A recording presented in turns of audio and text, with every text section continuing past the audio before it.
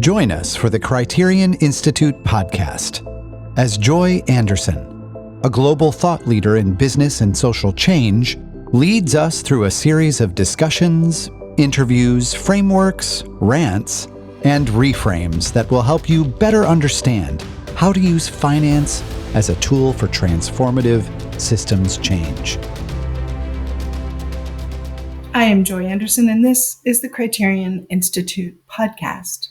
This episode is a conversation with a remarkable friend, Joanna Levitt, who leads Valiente Capital and recently led a process with Gender Funders Collab to be able to look at how innovative financing can be used to resource the women's rights and gender justice ecosystem.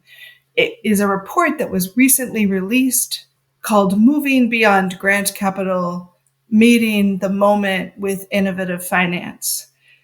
But the core of our conversation is not really about the report itself, but about design processes in innovative finance. Because this is at the core of what we need to be doing to meet this moment, to meet any moment, to ground finance in the context of an economy, to be able to design instruments and vehicles that meet the needs of human beings in their context, to meet the needs of nature in context. We need to actually have design processes that address some of the typical power dynamics. So we took an opportunity for Joanna and I to reflect on those processes and what she learned from this particular process, but also looking back from her work in designing the Buen Vivir Fund, which is a fund I have admired for some time. Enjoy.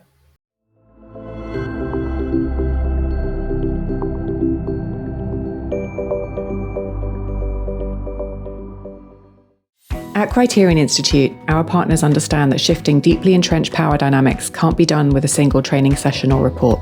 Our most successful engagements have spanned years, not months, and involve close collaboration within one of our 6 systems change approaches. We're currently in the midst of advancing some remarkable change around how power is seen and addressed in our financial systems. We hope our work sparks your thinking about what might be possible together, and we invite you to have a further conversation about how the change we are creating today aligns with your impact goals.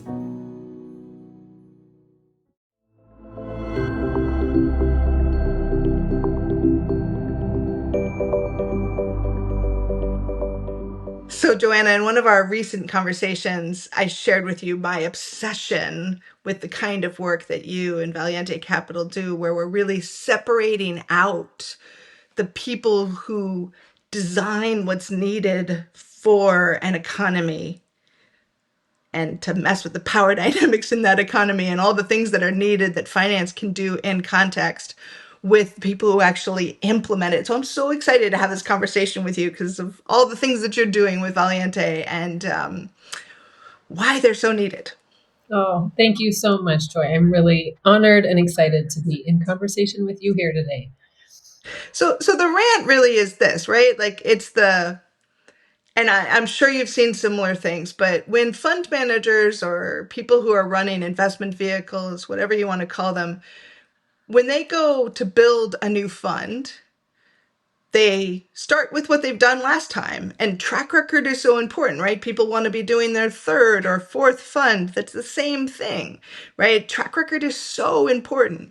So what tends to happen, and I've seen this all over the world, is somebody who does venture capital well or does trade finance well shows up and says, oh, I can do trade finance in Fiji. I can do trade finance. I can build a venture capital fund in Ghana.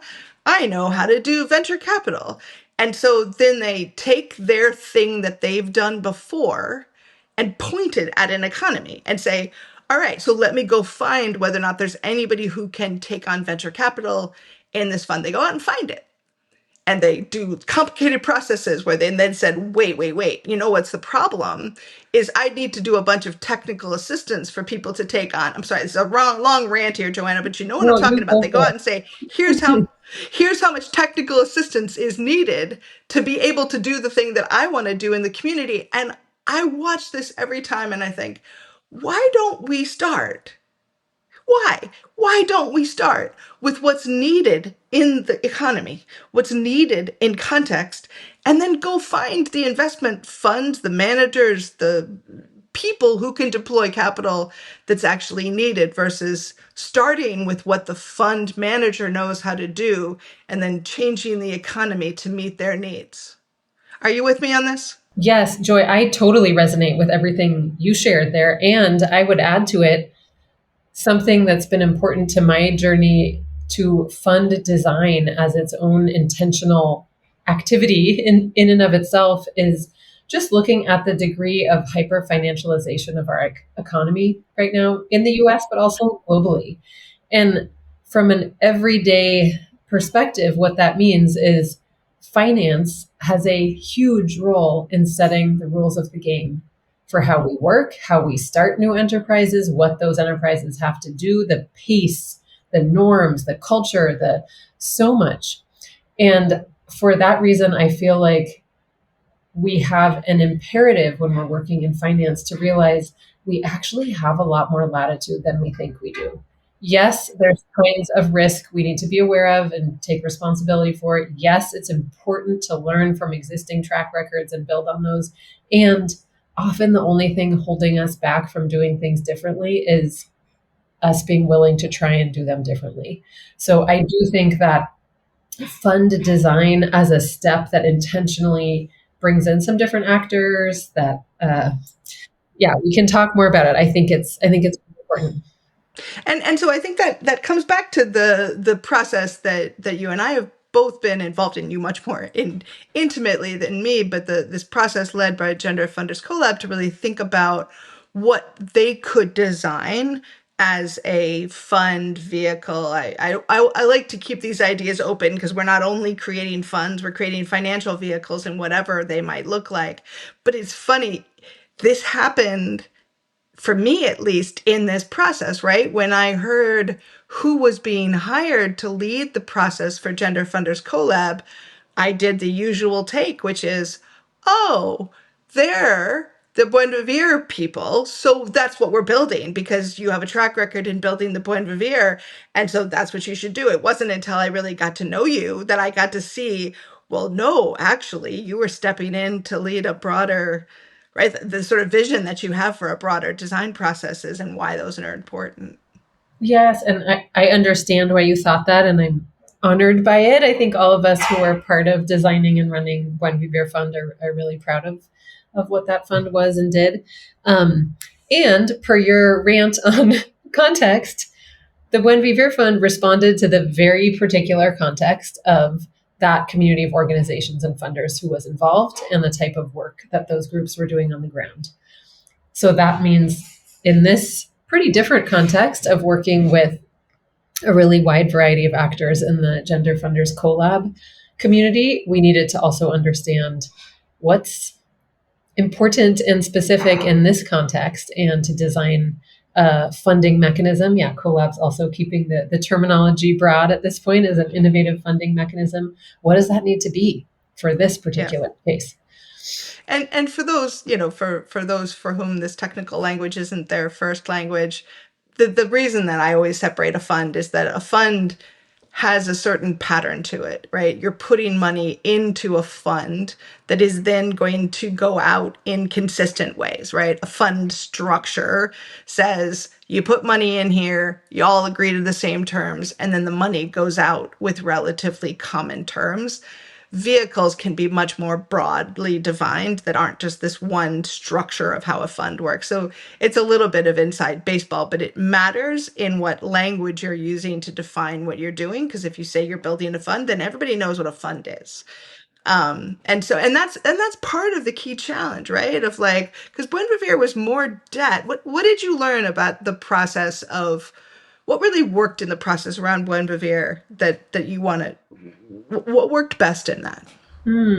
So it was an integrated capital community-owned asset vehicle, I would say. So it did a pretty hefty mix of grant and investment capital that was structured as debt. They were loans, but with some important modifications built in that were informed by long-standing community practices from the groups who co-designed it in Latin America, the African continent, and South Asia.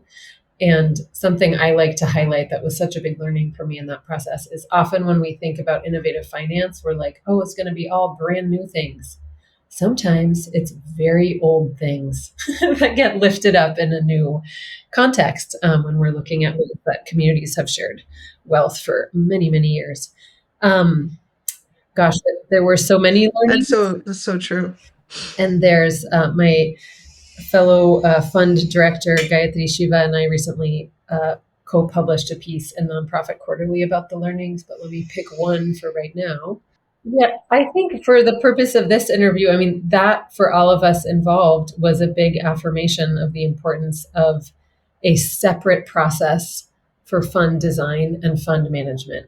And I'll say that there's a carrot reason and a stick. I don't know. Is that a shadow side of that? So the good reason is we did a really intentional and separate design process and a co-design process including with a majority of those involved. We had 10 grassroots groups who were interested in accessing future capital from the fund and 8 investors who were interested to be partners in putting capital into the fund, and for everybody to learn and share about wants and constraints and everything all together and design it as peers. That was awesome.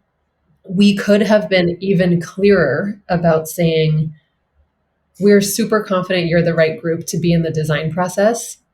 We are then going to have a complete pause and redo to see who are then the right groups to be members of the operating fund, both on the investment side and the grassroots side, because there were some groups who were perfect to be brilliant thought partners in co-designing it, but actually what then emerged wasn't the right fit for what their organizations needed. So it can be tricky to do a multi-stakeholder process without creating the expectation that there's automatic access to what you then designed.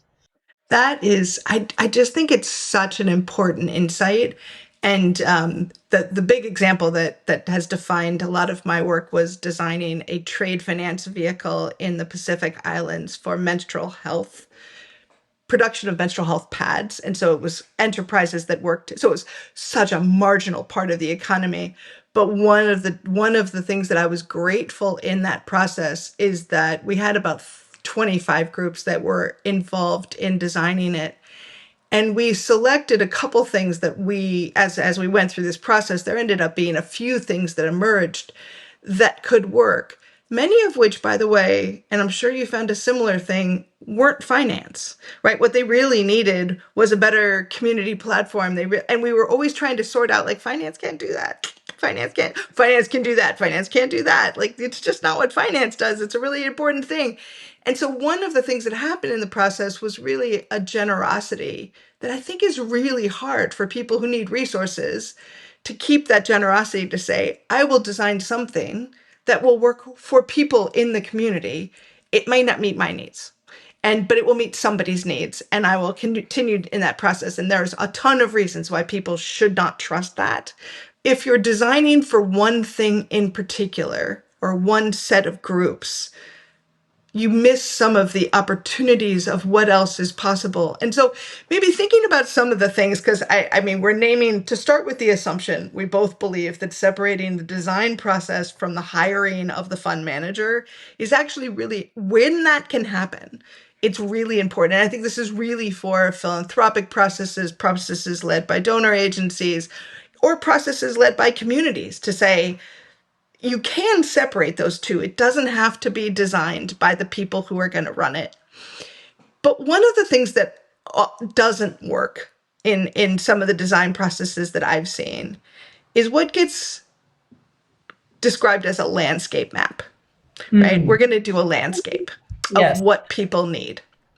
And I have a feeling it's another topic we could both rant about, but carry on, Joy. So one of the things that I find most challenging about landscapes is that in that it's a needs assessment. Let's name all of the needs versus a design process. Because you could inventory needs. And I saw a TV show yesterday. I was watching a TV show yesterday where somebody said, don't fall in love with the problem, name a solution. And I think in some of these places, naming one more time all the problems versus entering into a conversation that's about discovering the possibilities are two different things. And if we think about the report that you have coming out with the Gender Funders Collab, I did have a sense that part of what ended up happening in part was a kind of landscape. What are the problems?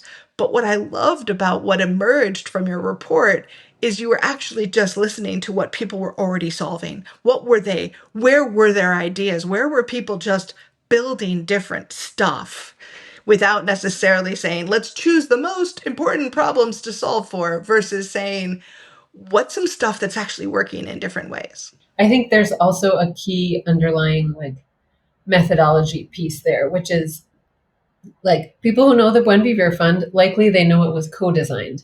What they might not know is the co-design process was preceded by a 6-month intentional learning process, talking with a lot of groups. And until you said this right now, I hadn't thought. So who was learning in that, Joanna? Who was learning? So I led it because I was tasked with, for Thousand Currents at that time, figuring out what their response was going to be as in impact investing. And the core inquiry was, what was Thousand Currents uniquely positioned to do and contribute? And often that is some version of that is the starting inquiry whenever we do fund design with Valiente Capital. And I think an ethos I bring to that is any good power sharing process has to start with trusting that who you're talking to can handle the constraints. They can handle the complexity of I don't think it's helpful to ask people pie in the sky. What do you want? Blank slate. No, people want to hear okay, this is what we're dealing with. This is the amount of assets we could move. Da, da, da, da, da. In that world of constraints, what do you recommend? What do you think would be most game changing here? And so it's bringing people in to problem solve with you. And yes, also wanting to dig in to understand where might that person you're talking to have a bright spot or a practice you should learn from. Because I very much see, so it's something that was shared by a lot of folks interviewed for the Gender Funders Collab process. There is not enough learning and cross-pollination and sharing in the world of innovative finance. So there is also it's you're learning with people to get their insight on the problem, and then you also are wanting to surface and describe what's working in a way that other folks can see it. So it is my second really pet peeve about how this design process works, and I've seen it most often in sort of community development processes, maybe tied to sort of real estate and other projects, which is we don't tell people the rules of the game. Exactly. And if we don't make the rules of the game, we do these charrettes and we have everybody name what is the dream that they have for their community. And then we step back and say, the finance people show up and say, can't do that, can't do that, can't do that. Can't. I'm like, okay, you just started by saying, tell me all the things you want. And now you're telling me. So I remember years ago, we were working I was actually just talking about this on a recent podcast episode of working in Los Angeles and asking these real estate developers to say, tell me the rules. What are you looking for if we're going to build a grocery store? Tell me what would qualify for property that we could build a grocery store on. And they said, well, it's complicated. I was like, how complicated can it be? Tell me what it is. Oh, and I found out all of these rules that they were working within. So I do think this process of learning and in some ways for the community to truly be educated about there's more than one tool, there's more than one thing that can happen, but each of them have a little bit of a logic. And so in some ways, the process with Gender Funders Collab sort of shifted a little bit into an education process, right? To say, given that, in this broader engagement process, that there is learning that needs to happen as part of the discernment. Yes. And actually, in some ways, it wasn't so much a shift as a desire that was built in from the beginning, because the collab team shared with us at the start that, across the collab community, there's a big range of knowledge and experience around innovative finance. So they were wanting to make sure that the process of designing the new innovative financial mechanism could also bring everyone along to learn and engage as it's being shaped. And I think this is one of the sort of third pieces is I've sort of seen the RFPs that go out and other pieces to look for somebody to lead these kind of design processes, because we're not talking about something that is a rare, like the sort of process of a foundation or a donor agency saying, we're trying to figure out what to do on this issue in this geography. We want to merge into innovative finance. These kinds of processes happen all the time. I remember being part of a review process for a government that was trying to figure out how to do this in Vietnam. And I remember looking at all of the qualifications that they had put out. And the first qualification was that people knew finance. And I understand that. I do. I get that it's important to actually understand finance. But the first qualification was not that they understood context. There was always an assumption that if you know finance, you can learn context. What I think we need to reverse is it is harder to learn context than it is to learn finance, which isn't meant to undervalue that we need to learn finance, but that it isn't just to say the only knowledge that matters is knowledge of context, because then that also leads to a bit of a empty design process because nobody's actually got a sense of the tools. And I think this is really one of the reasons that I love that you're not really a finance babe. I mean, you are probably now a finance babe, but like there's sort of that. I love that technical term, Joy, of finance babe. Hadn't heard that before. Playing with some of these gender stereotypes. Yeah. But your knowledge really comes from understanding context and in some ways that lets you listen, but also listen in two languages, right? Be able to listen in such a way that says, oh, well, what that would mean in finance is this then. And I think that we talk about this as translation, about this sort of translation between two language systems of knowledge of context, knowledge of power, knowledge of gender, knowledge about so many different dynamics that happen, with the ability to be more facile in the language of finance, not just one tool, because in some ways the core piece is we need to know more than one tool to be able to figure out what's the right tool. So what's hard about being a translator from your perspective? You said sit in the middle. What's hard? Yeah, and I really appreciate the way you break that down, because it does feel like translation. And sometimes you're even translating between more mainstream finance and more movement-rooted innovative finance. Like there's a lot of different languages and frameworks and backgrounds, from which folks are approaching these issues. I think what's hard about the way we do it, especially with Valiente Capital Design, is you want to translate in a way that also shows people they're not alone. So what do I mean by that? Like sometimes folks are, they might have a basic sense of what debt and equity is, and they're kind of wanting to try X thing that's a little different, but they don't quite have the words for it. And then I feel like to be an effective translator in a way that moves things forward, we have to know what they're getting at, have our finger on the pulse enough in the field that we can be like, oh, you know what? I know 4 existing examples that are really similar to what you're saying. Some of them even have data right now of how that's been working. Some have qualitative stories of how they feel it's going. And you show it back to them in a way that's like, here's some terms and structure and data for how this thing is actually playing out. And that's why, so valiente means brave in Spanish. And this is an area where we have to be brave. And it helps to be brave when you see that your quote crazy idea actually isn't that crazy. And there's other folks stepping into that and doing it as well. I think the other piece, though, that comes at least out of, I absolutely agree with what you're saying, but the piece that comes out of that is also that you need to be in conversation.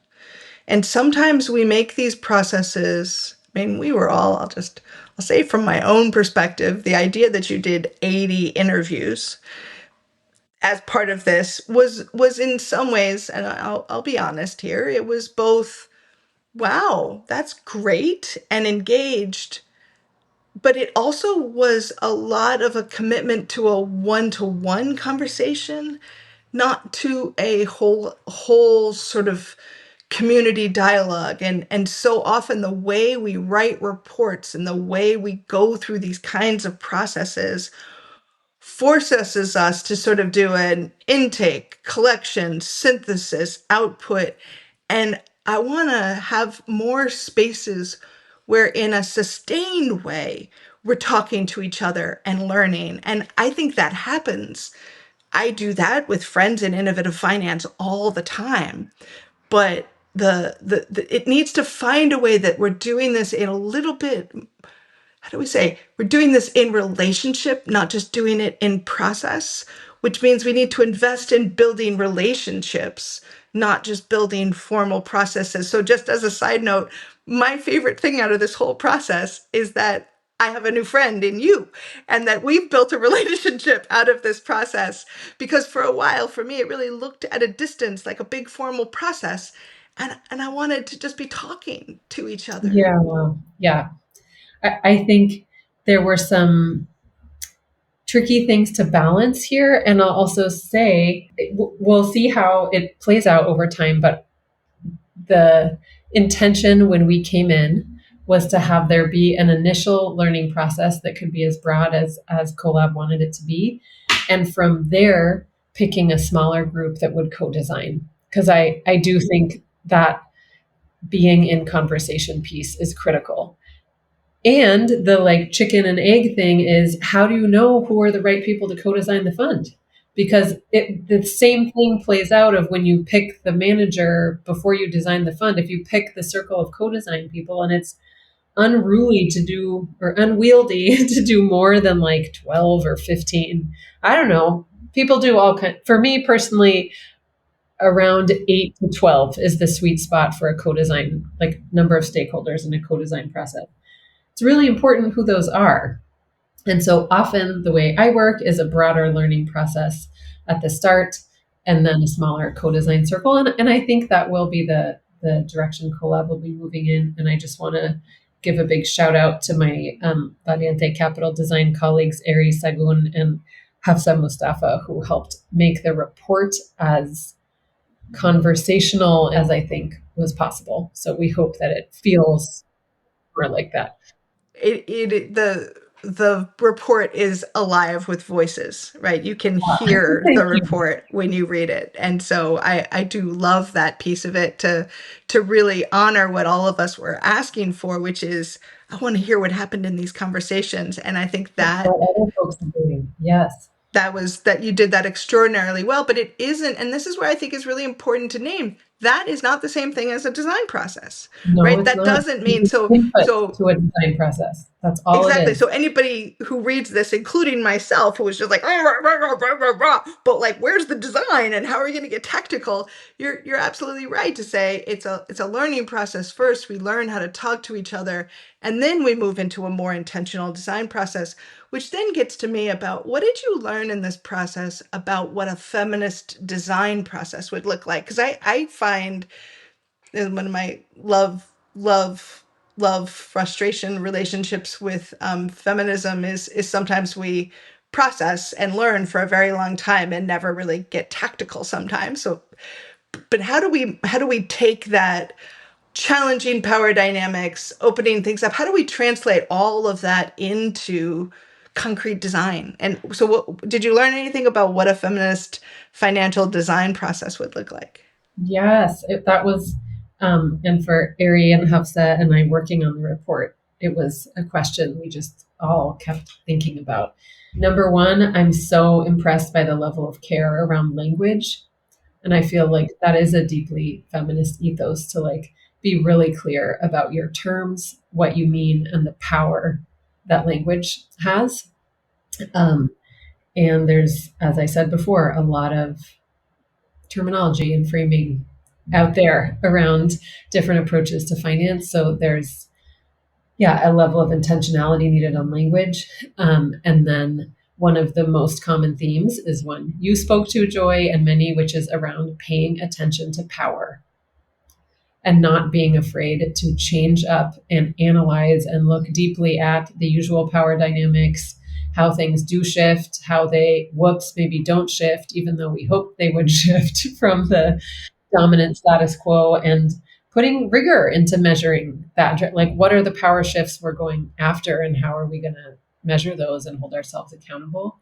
And then I think, thirdly, just for three that come to mind right now, not being perfectionist and being willing to bravely go out there and try stuff and know it's going to be messy and imperfect, and that we're going to learn, and we're going to learn together and keep building. And but we need to move resources at this time.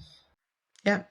And I think that gets to, I mean, that brings back some of your idea before about it's really hard to do all of this alone. It also is important to say we're not looking for one solution. We need to be coming up with, I mean, the field of innovative finance has been working on ways to design investment vehicles that work in different contexts for, well, it's formally been a field for maybe 30 years or something, but there have been people innovating for how to use finance in context for centuries. This is not a new idea. It is something that feminist organizations have not participated in a lot. And so it feels like a new thing, and therefore the pressure to say the first thing we do has to be right. Well, maybe what we actually need to do is building a field of flowers and ideas and have many things started, because in the end, if we start many things, some will work and some won't, and then we can be learning from each other.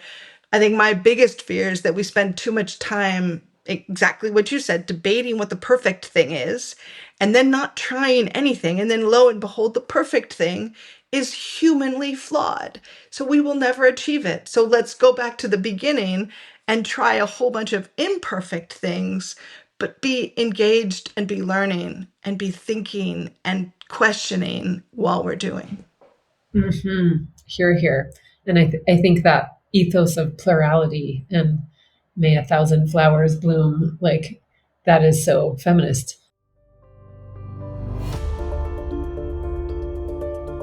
To learn more about our work, visit us at criterioninstitute.org.